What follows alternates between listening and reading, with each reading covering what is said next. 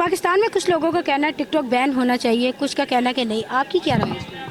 I don't think so, क्योंकि अगर आप किसी भी प्लेटफॉर्म को यूज़ करो उसके एडवांटेज और डिसएडवांटेज दोनों होते हैं, तो ये डिपेंड करता है कि आप किस तरह यूज़ करते क्या बात है सर, क्या बात, ये बात है। आपके बच्चे टिकटॉक देखते हैं?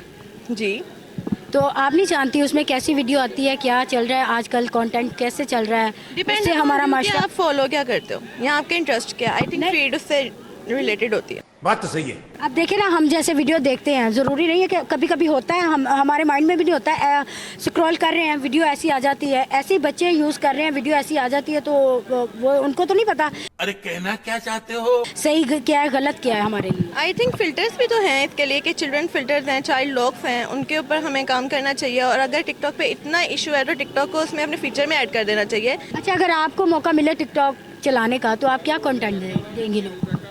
पॉजिटिव कंटेंट जिससे लोगों में होप हो, यार ये कितनी औसम है। उम्मीद की किरण लगे, मोटिवेट हों और उन्हें अपनी ज़िंदगी अच्छी लगे।